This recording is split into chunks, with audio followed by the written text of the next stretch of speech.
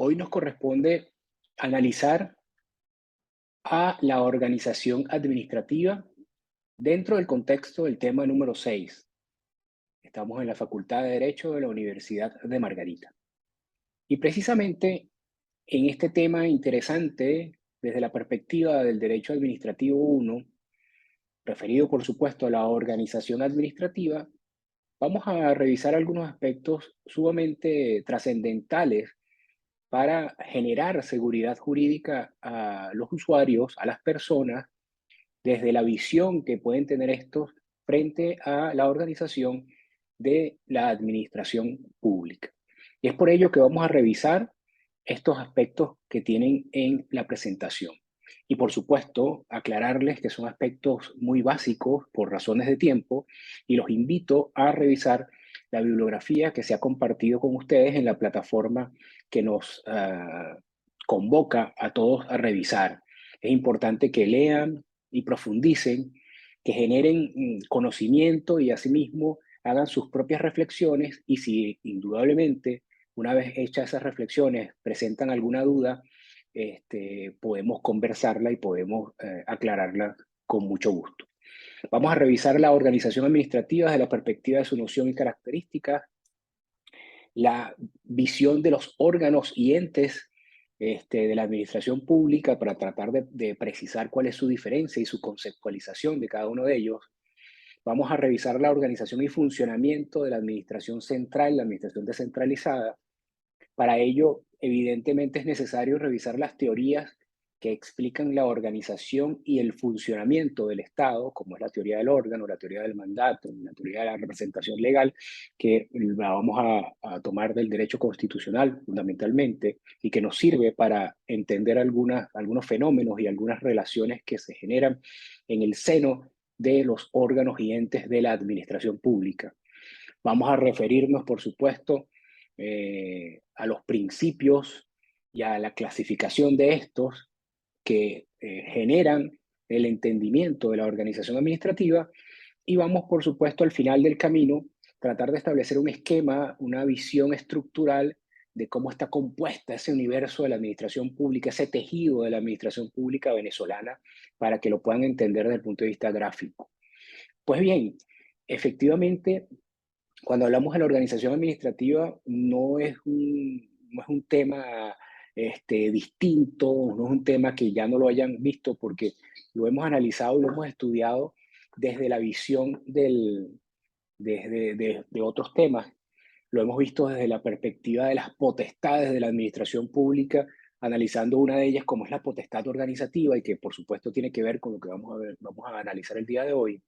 Lo hemos visto también desde otras perspectivas, como por ejemplo en el tema de las personas de derecho público, y bueno, y hablamos de la persona de derecho público y la personalidad jurídica de los entes que componen el Estado, y por supuesto fue necesario revisar también la concepción de persona desde la perspectiva del derecho civil para llegar al derecho público, y hoy nos queda revisar cómo se organiza la administración pública. Y por eso es su término, la organización de la administración pública.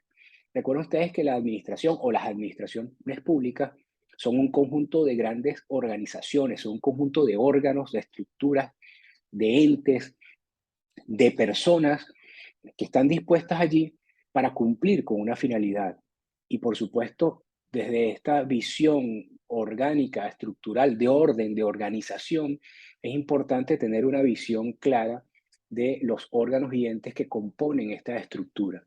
Por ello, se entiende por potestad organizativa, que repito, ya lo hemos visto en clases anteriores, la facultad que tiene la administración, el Estado, pero el Estado concretizado a través de la administración para organizarse, para configurar dentro de sí, dentro de los límites que la norma le impone, su propia estructura, su propia constitución, la definición incluso en muchas ocasiones de las atribuciones de los órganos dentro de estos límites que la norma le impone, porque evidentemente que vamos a ver qué papel juega el principio de legalidad y qué papel juega incluso una vertiente del principio de legalidad, como es la reserva legal, en estos aspectos de la organización del Estado y repito, desde el punto de vista más concreto, de la organización de las personas públicas que están dispuestas para cumplir una finalidad y una finalidad estatal y una finalidad pública, como es la tutela principalmente del interés general.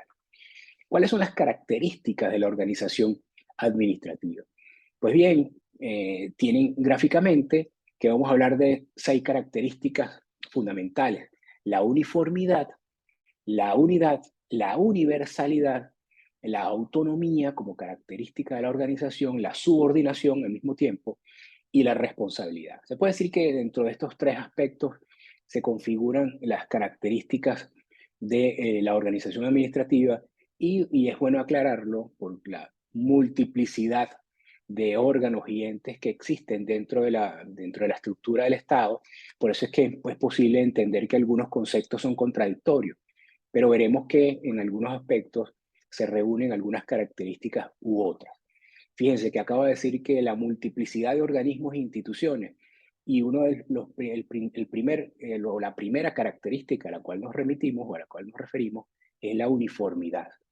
¿Por qué la uniformidad? Porque existe una uniformidad de organización de la estructura de la administración pública, independientemente de los múltiples órganos y entes que componen la administración pública. Vemos que existe cierta uniformidad. Por ejemplo, en los diferentes niveles político-territoriales, vemos que se replica de alguna forma, tanto en la República como en los estados y los municipios, se replica en gran medida la misma estructura de la organización administrativa que se da en el plano nacional, en el plano estatal y en el plano municipal. Vemos, por ejemplo, que existen órganos del Poder Ejecutivo nacional, estatal y municipal. Existen órganos del Poder Legislativo nacional, estatal y municipal y otros órganos incluso que se replican en esa estructura y por ende transmiten una suerte de uniformidad de visión para que genere cierta seguridad y para que los usuarios puedan entender a dónde dirigirse cuando tengan la necesidad de interrelacionarse con los órganos de la administración pública. Al mismo tiempo existe una unidad que supone la confluencia de elementos integradores y elementos característicos dentro de las estructuras del Estado, ¿no? Existe, por ejemplo, unidad del Tesoro para verificar dentro de las entidades político-territoriales la unidad de cuenta y la unidad de ingresos de caja de los recursos públicos, independientemente después que en la forma de gestión o ejecución presupuestaria existan diferentes mecanismos para materializarlo y llevarlo a cabo. Al mismo tiempo, el concepto de universalidad también se hace presente en la organización administrativa para entender esa confluencia integral y esa visión holística que puede existir en la manifestación de las entidades y las organizaciones del sector público y que llegan en lo que respecta a los servicios que va a brindar, a los servicios que ofrecen a la colectividad, a muchas personas y de forma integral, de forma universal. Todos deben servirse como usuarios, como administrados, como ciudadanos, como personas en definitiva, titulares de derecho, deben ser servidos por los órganos y entes de la administración pública de forma universal e igualitaria, sin distinción alguna. Otro de los conceptos interesantes que se revisan y se analizan, incluso se actualizan muchas veces, es el concepto de autonomía. Y es un concepto propio de la organización administrativa, clásico y tradicional, y que, bueno, por supuesto que tiene mucha polémica porque muchas veces pareciera que aun cuando se le adosa ese término a la denominación de algunos órganos, no existe tal autonomía, tal independencia que puede suponer el concepto de autonomía en el ejercicio de sus funciones. No obstante, la autonomía va a estar relacionada en la organización administrativa con las competencias, las atribuciones que puede desarrollar un órgano o un ente. Normalmente los entes tienen mayor autonomía por la personalidad jurídica que ostentan y por supuesto le genera la capacidad para realizar mayores funciones de manera independiente, con criterio propio y por supuesto los órganos dependientes, jerarquizados, va a descender un poco el concepto de autonomía, ¿no? Entonces veremos que existen diferentes tipos de autonomía y que se va a manifestar depende el grado de independencia, el grado de sometimiento y el grado del próximo concepto que al cual nos vamos a referir, que es la subordinación. También es un concepto propio de la organización. Existen órganos subordinados a otros. Mientras más subordinados estén a otros órganos jerarquizados, con mayor jerarquía, por supuesto que existirá menos autonomía dentro de esos órganos. Y por último, una característica fundamental dentro de la concepción del Estado democrático y del Estado social de derecho y de justicia que debe existir dentro de la organización administrativa y dentro de la función general de la administración pública, que es el concepto y la noción de responsabilidad. Los órganos y entes públicos desarrollan una competencia que está atribuida por ley, pero al mismo tiempo en ejercicio de esa competencia son responsables completamente e integralmente de los actos que se generen a propósito de la ejecución de esas competencias. Y aquí, por supuesto, se despliega un abanico de posibilidades de visualización de la noción de responsabilidad. Existen diferentes tipos de responsabilidad. Por ejemplo, existe la responsabilidad civil, la responsabilidad administrativa, la responsabilidad penal, la responsabilidad disciplinaria también, que se pone de manifiesto dentro de la función pública y que es atinente principalmente a los funcionarios públicos. Este cúmulo de responsabilidades también está presente en la organización administrativa, en el ejercicio de las facultades y las competencias que la ley le asigna a los órganos y entes del poder público y, por supuesto, de la administración pública. Eso es lo que respecta a las características de la organización administrativa. Pero para entender, y es un tema que ya lo hemos discutido en otras oportunidades, para entender fundamentalmente el funcionamiento de este entramado de órganos y entes que ejercen el poder público y que integralmente constituyen a la administración o las administraciones públicas, es necesario referirnos al origen del estudio de esta forma de funcionamiento. Y cuando nos remitimos al origen del estudio, inmediatamente nos surge la necesidad de revisar muy sencillamente, en los minutos que tenemos, las tres teorías clásicas para entender la explicación de la organización administrativa y el funcionamiento del Estado. Tenemos la teoría del órgano, que en definitiva es la que más se acerca a la operatividad de la función pública y de la organización administrativa, la teoría del mandato y la teoría de la representación legal. Pues bien, vamos a iniciar por la teoría del mandato. La teoría del mandato, como su propio nombre lo indica, nos supone revisar el tema del mandato o la concesión de poderes, ¿verdad? En materia civil es muy común entender a la teoría del mandato cuando una persona con capacidad plena le otorga una facultad, le otorga un mandato, le otorga un poder a otra persona para que lo represente. Entonces, para tratar de entender la teoría bajo la cual funcionan los órganos y los entes del Estado, se empezó a analizar que dentro de esa explicación que se pudiera generar para justificar ese funcionamiento, la teoría del órgano, la teoría del mandato pudiera ser la más adecuada. Y entonces, bueno, se entendía que el Estado, el ente, le otorgaba facultades a un órgano para que ese órgano obrara en representación del ente. Pero inmediatamente esa teoría generó críticas lógicas y racionales, fundadas principalmente en que, por ejemplo, para poder otorgar un poder, eh, esa persona que otorga el poder debe tener capacidad para otorgarla.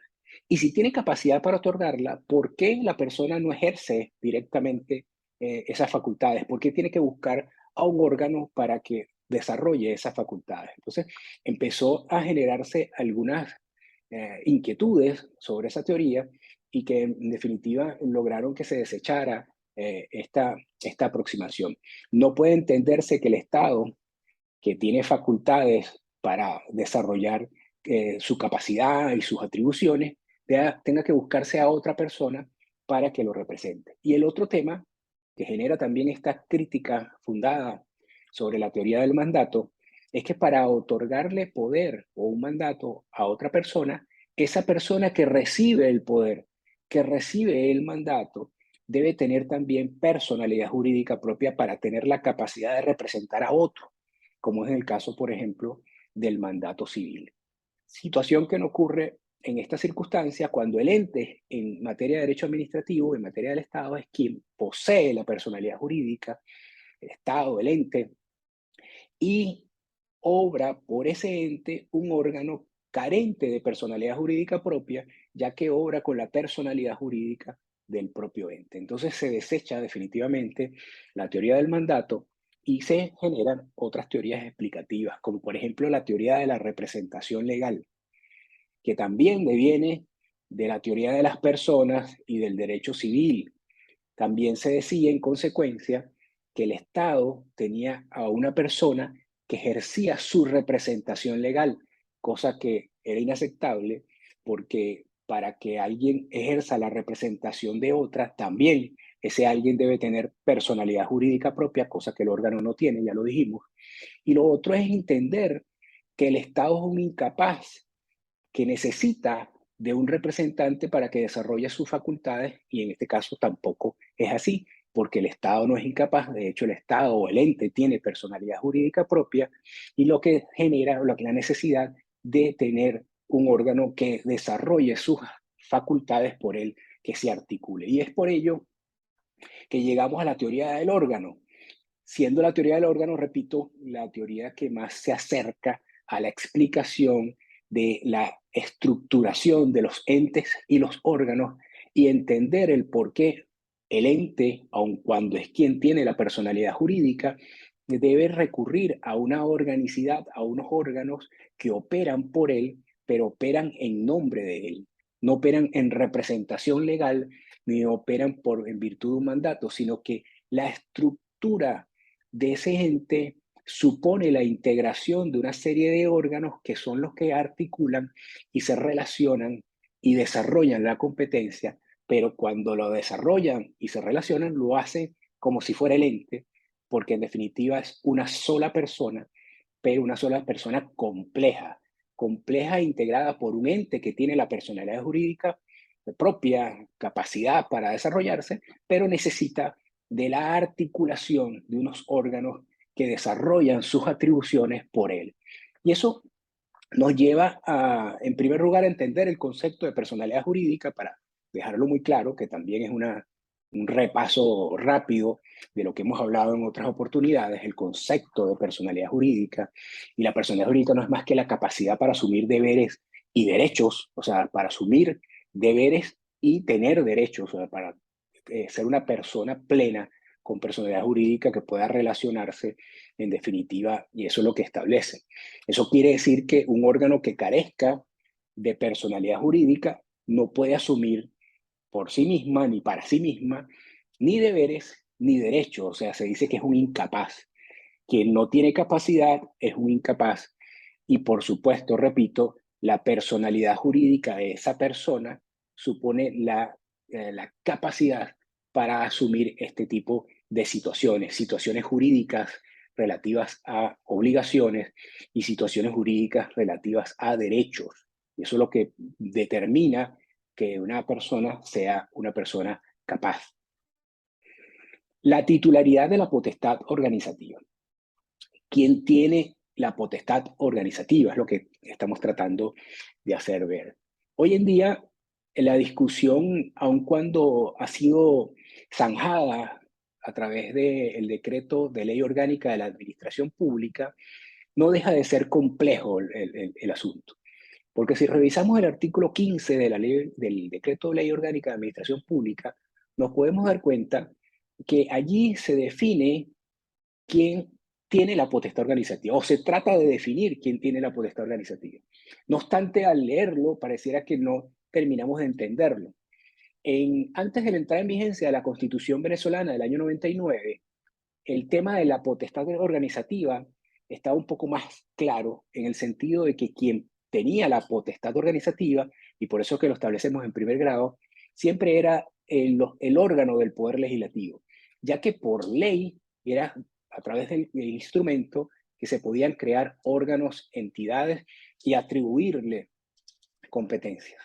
Hoy en día, esta potestad organizativa rígida, reservada exclusivamente al legislador, ha abierto las puertas, ha descendido un poco, porque si revisamos el texto constitucional, nos vamos a dar cuenta que existen una serie de órganos y entes, por supuesto, que tienen potestad organizativa independientemente del legislador.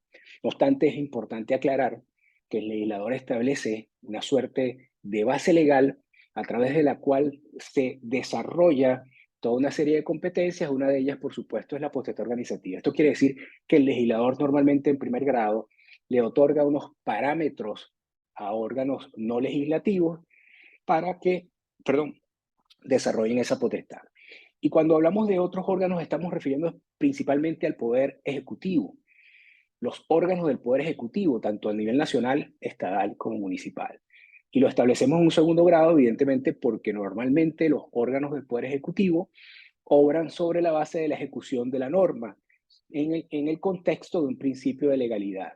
Sin embargo, repito, por disposición constitucional, hoy en día el presidente de la República tiene facultades para crear, organizar, por ejemplo, su propia estructura del poder ejecutivo específicamente para crear o suprimir ministerios, para desarrollar la organización del Consejo de Ministros, y lo hace a través de normas de rango sublegal, a través de actos, sin embargo, de contenido normativo, pero a través de decretos denominados reglamentos orgánicos, por medio de los cuales se organizan, se crean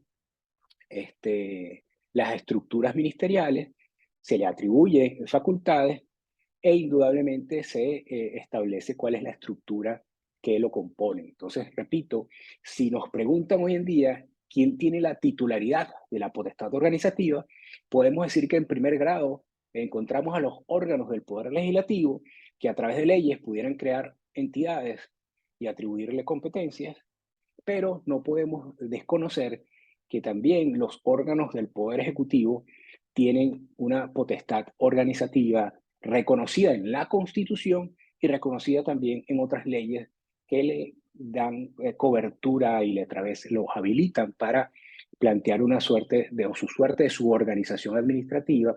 Sin embargo, repito, esa organización administrativa tiene que ser determinada por actos normativos e indudablemente tiene que generarse el principio de publicidad, participación, transparencia y por supuesto, si en algún momento determinado fuera posible, también la participación, que está previsto como uno de los principios básicos de este Estado social de derecho que diseñó el constituyente venezolano en el año 99.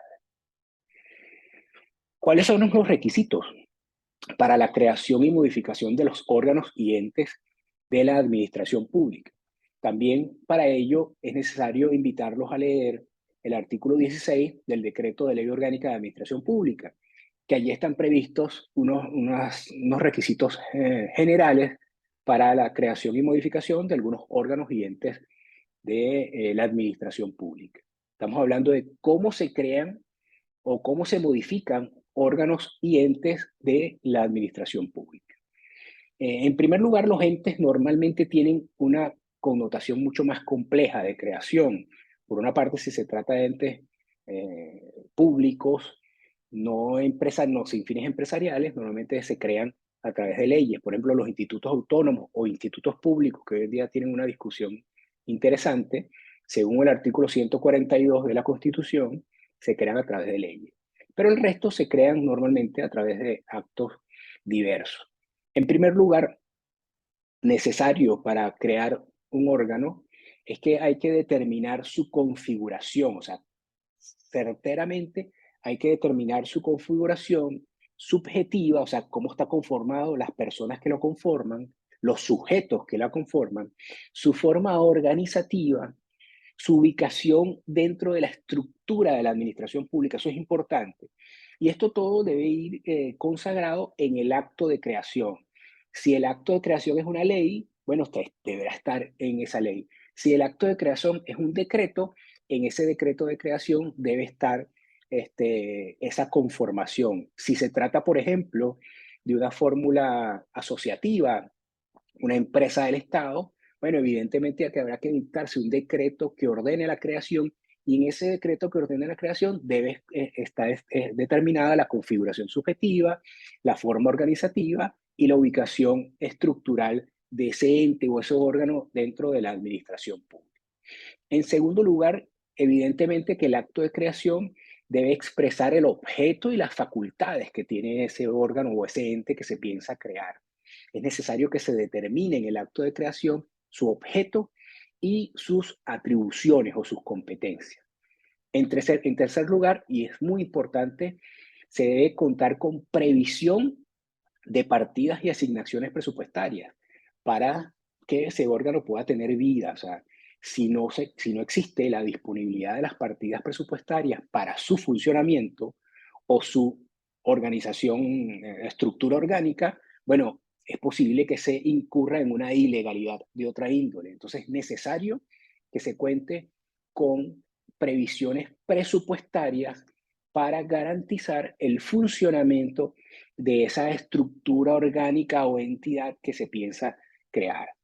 Por otra parte, cuando hablamos de la modificación, supresión o liquidación de los órganos y entes de la administración pública, es importante también tener claro que si se adopta un acto determinado para su creación, para su modificación o liquidación o supresión, también debe adoptarse por un acto de similar jerarquía, similar rango, con el cual se ha creado. Entonces, eso tiene que ver con un principio que se llama el principio de paralelismo de las formas. Si se crea el órgano a través de un decreto, la supresión de ese órgano o la modificación de ese órgano también debe ser a través de un decreto, siendo un acto del mismo rango por el cual se adoptó.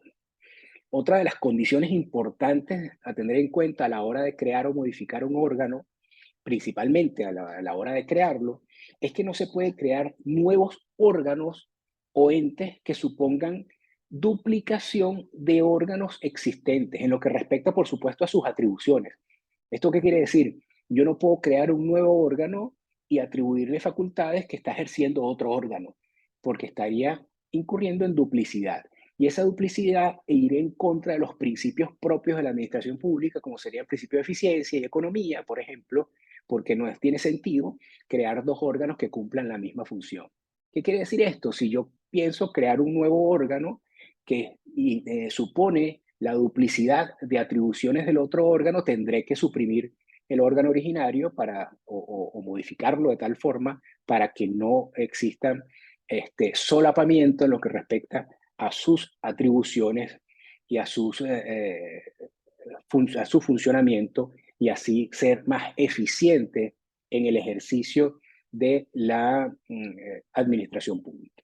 Y por supuesto, en este contexto que hemos hablado, debe estar presente el principio de responsabilidad fiscal, que supone todo el funcionamiento de la administración pública y que es importante también revisarlo a propósito del planteamiento que establece el artículo 17 del decreto de ley orgánica de la administración pública. Rápidamente, ¿cuáles son los principios en consecuencia de la organización administrativa?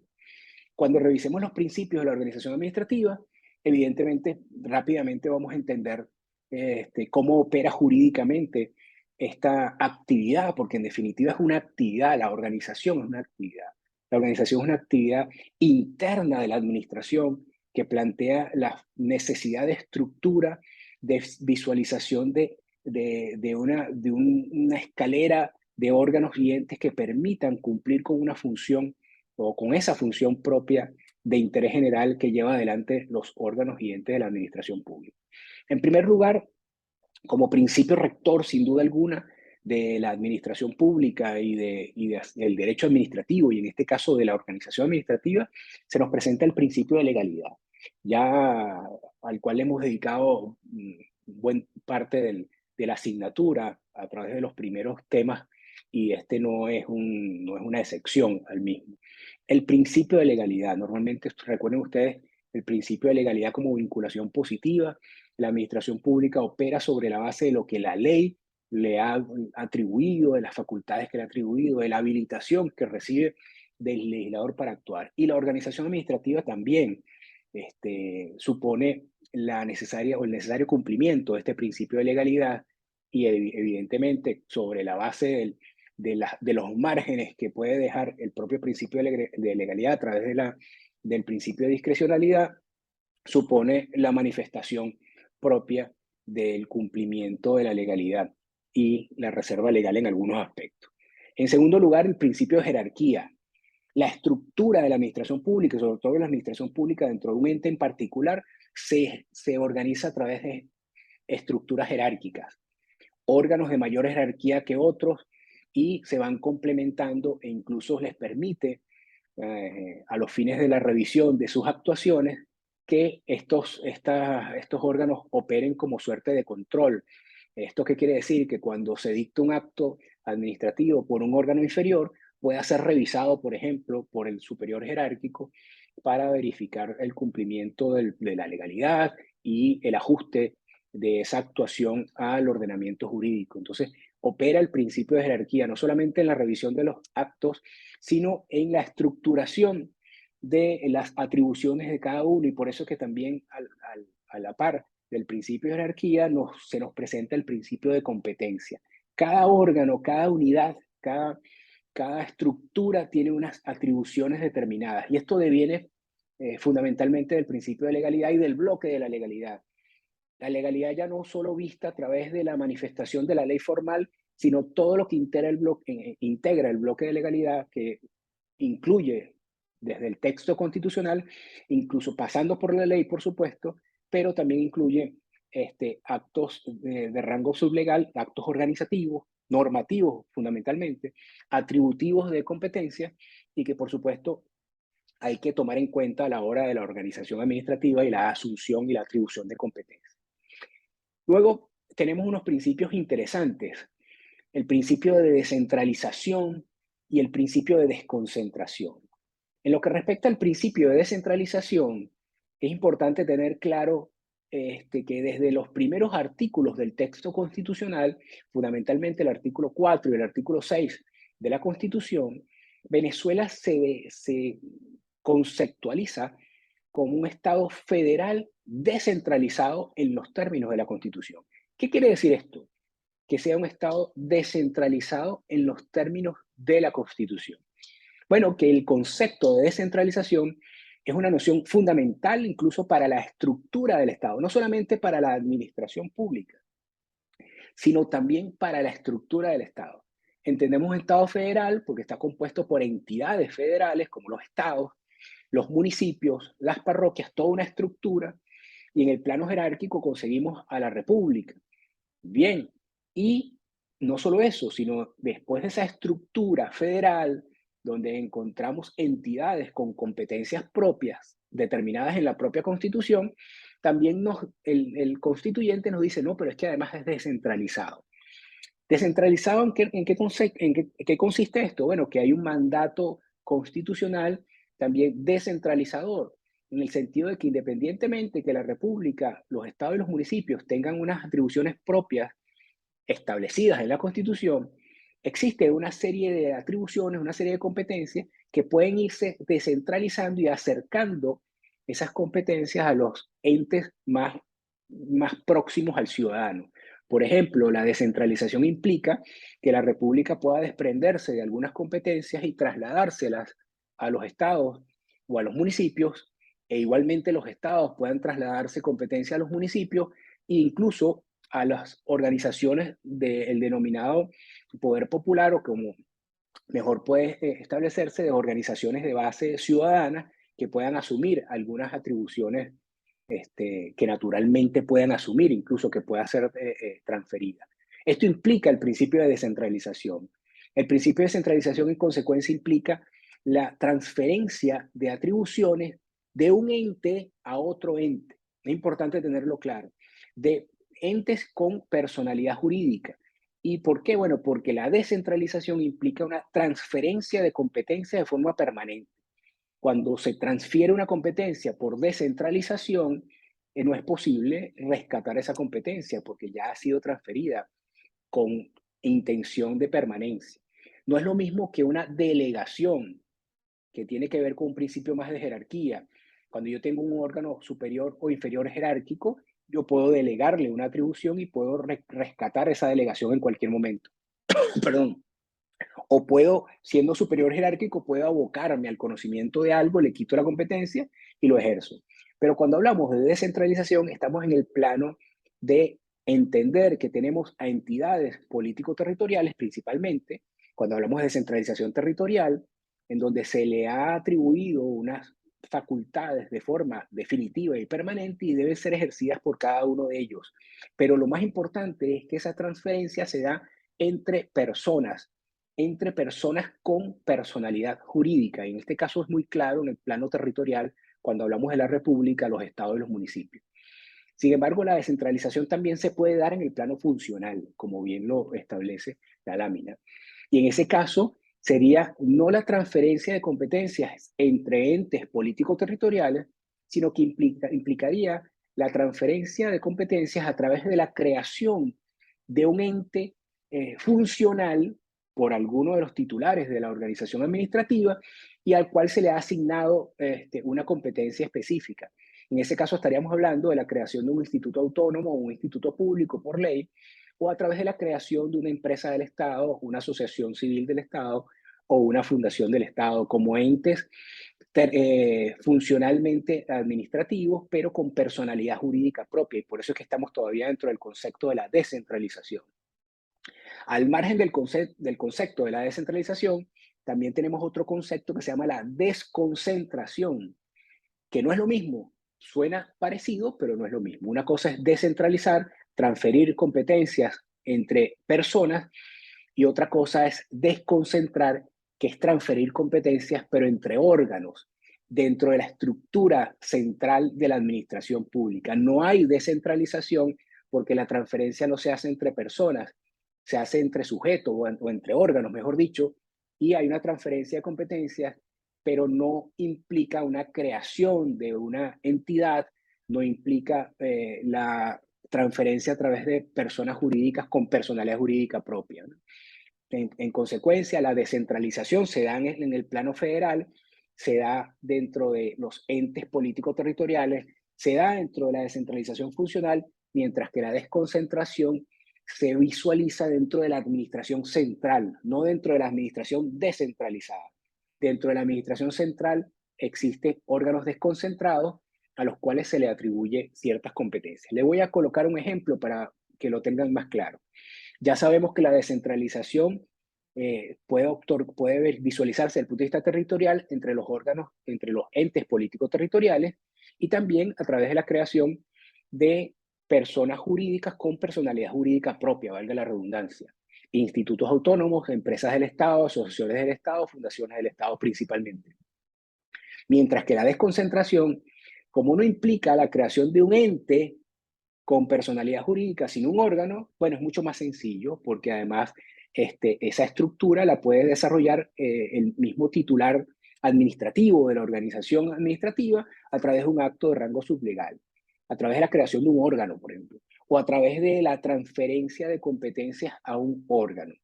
Ejemplo, las inspectorías del trabajo.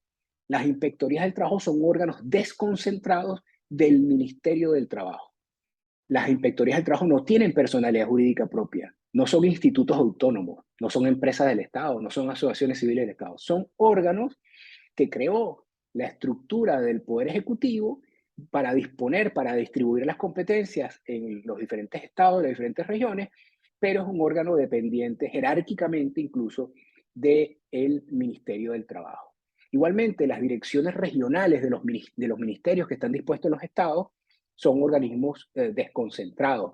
El cuerpo, sí, el 6CPC, por ejemplo, es un organismo desconcentrado del Ministerio de Interior y Justicia.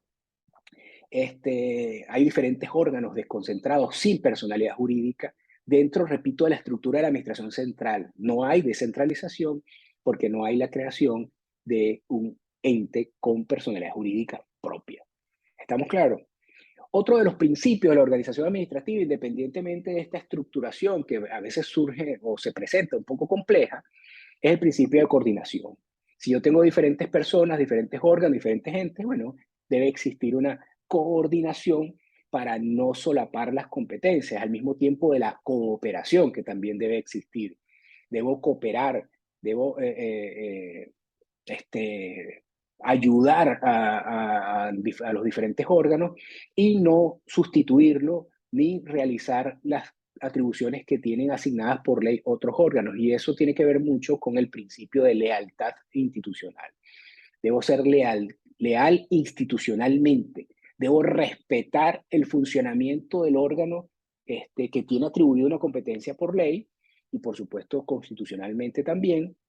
Y eso hace que funcione mejor la administración pública, porque la estructura de la administración no se hace por capricho, no se crean órganos y entes por capricho para generar más cargos públicos, para generar más burocracia e incluir personas, sino en teoría se debería plantear una organización administrativa que atienda a los intereses generales, que sea más flexible, que sea más eficaz, que cumpla con el principio de la buena administración, para en definitiva entender que estamos dentro de los principios propios de esta disciplina.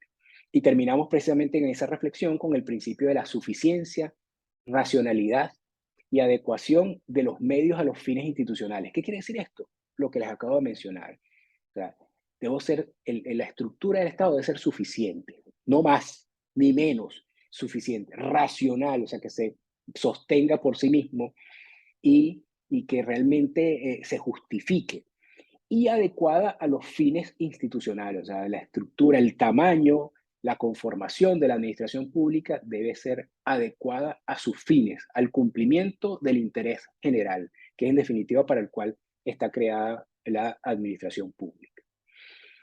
Visto esto, visto esta noción general y estos principios fundamentales, vamos a terminar con revisar la estructura de la Administración Pública Nacional Venezolana para que lo terminen de fijar.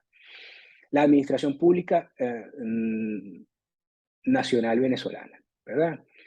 Administración Pública Nacional Venezolana. Estamos en el plano nacional, ¿verdad?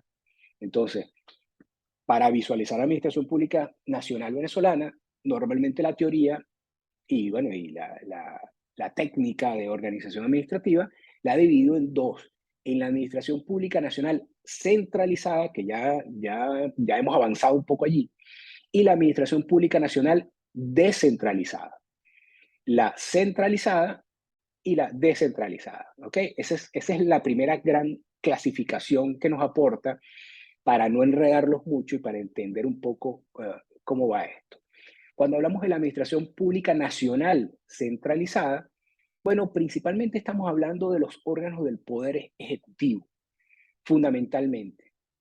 Recuerden ustedes que cuando hablamos del plano orgánico de la administración pública, estamos hablando normalmente de los órganos del Poder Ejecutivo. Y esos órganos del Poder Ejecutivo conforman la Administración Pública Nacional centralizada.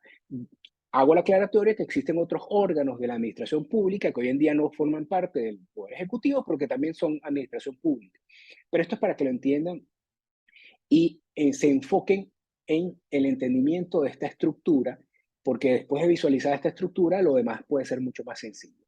Administración Pública Nacional Centralizada, si les digo que está compuesta principalmente por los órganos del Poder Ejecutivo, bueno, evidentemente que el principal órgano del Poder Ejecutivo es la Presidencia de la República.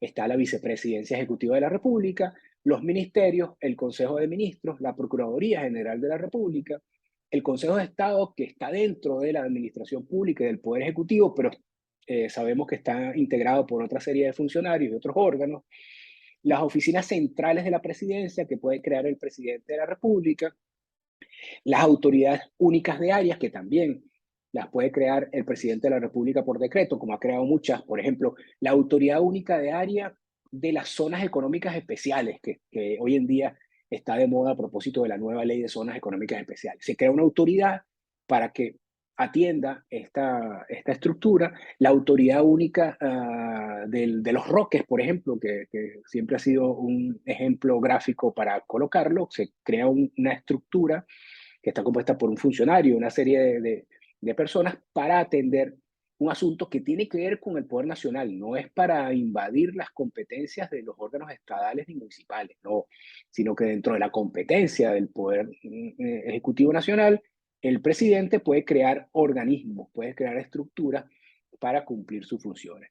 Esto desde el punto de vista de la Administración Pública Nacional centralizada. Si hablamos de la desconcentración, para terminar de entenderlo, es que a través de estos órganos, de los ministerios, perdón, del presidente, del Consejo de Ministros, se puede reestructurar, se puede desdibujar algunos órganos y se crean otros órganos, pero esos órganos van a formar parte de la Administración Pública Nacional centralizada. No hay descentralización, porque no hay la creación de un ente, no hay la creación de una persona, no se entiende que se ha transferido a una entidad con personalidad jurídica propia.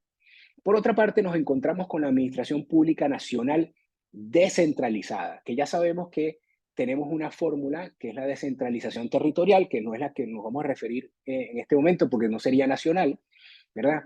Y nos vamos a referir a la descentralización funcional, que ya también, repito, lo adelantamos cuando hablamos de los principios de la organización administrativa. Entonces, estamos dentro de ese principio, estaríamos en la descentralización y fundamentalmente de la descentralización funcional. ¿Ok? Esa administración pública nacional descentralizada funcionalmente se puede manifestar en dos perspectivas. Una, entes, acuérdense, entes, porque estamos en descentralización, creación de entes, creación con personalidad jurídica propia, entes con forma de derecho público y entes con forma de derecho privado. ¿Ok? En los entes con forma de derecho público, o sea, la descentralización con forma de derecho público, conseguimos principalmente a los institutos autónomos, que es la pieza por excelencia de la descentralización funcional con forma de derecho público. Y eso está previsto, estas estructuras están previstas en el 142 de la Constitución. No obstante, en el decreto de ley orgánica de administración pública se trató de desdibujar un poco esta figura, creando unos institutos públicos, tratando de suprimirle un poco la autonomía de estos institutos, pero evidentemente que no puede por ley modificar lo que está previsto en el texto constitucional, y en el texto constitucional lo que parece ser regulado es en los institutos autónomos. Adicionalmente, también dentro de esta Administración Pública Nacional descentralizada, con forma de derecho público, nos vamos a conseguir con los establecimientos públicos corporativos, las academias, por ejemplo, ¿ok? Y otras estructuras que hemos revisado también en clases anteriores. El Banco Central de Venezuela también lo incluiríamos aquí.